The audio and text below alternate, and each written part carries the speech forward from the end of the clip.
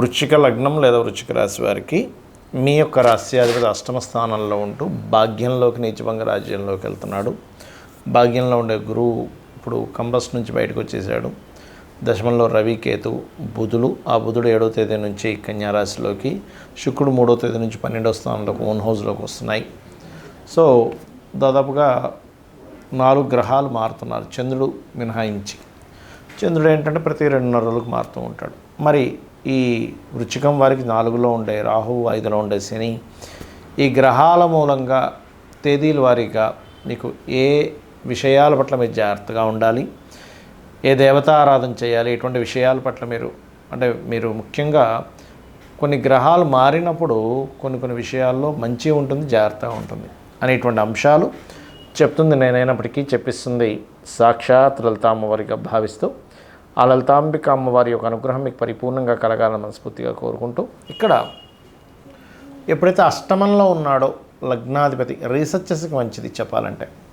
కాకపోతే 19వ తేదీ నుంచి నీచభంగ రాజయోగంలోకి వెళ్తున్నాడు కాబట్టి రుణాలకు కానీ, competition related, higher education related సంబంధించిన వాటికి 19వ తేదీ తర్వాత నుంచి చాలా చాలా బాగుంటుంది.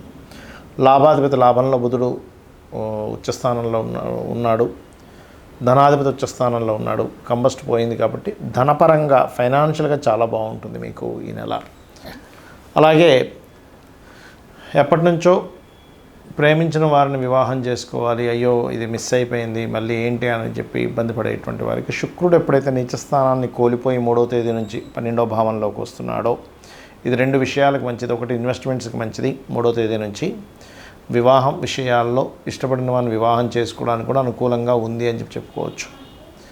ఇక అదేవిధంగా 4వ భావంలో రాహు ఉన్నాడు కాబట్టి పర్టికులర్గా మీరు 24, 25 తేదీలు ఎటువంటి ప్రాపర్టీస్ తీసుకునే విషయంలో, పెద్ద మొత్తంలో ఎవరికైనా ధనం ఇచ్చే విషయంలో చాలా కేర్గా ఉండండి. వాహనం మీద వెళ్ళేటప్పుడు కూడా 26, 27, 28 తేదీలు ఎటువంటి నిర్ణయాలు తీసుకునేటప్పుడు జాగ్రత్తగా ఉండండి.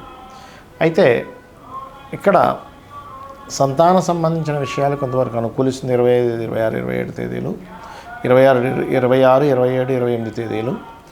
అదేవిధంగా ఉద్యోగం విషయంలో పర్టికులర్గా మీరు ఈ 10, 11 తేదీలు ఎట్టి పరిస్థితుల్లో తొందరపాటు నిర్ణయాలు తీసుకోకండి. మరీ 7, 8, 9 తేదీలు మాత్రం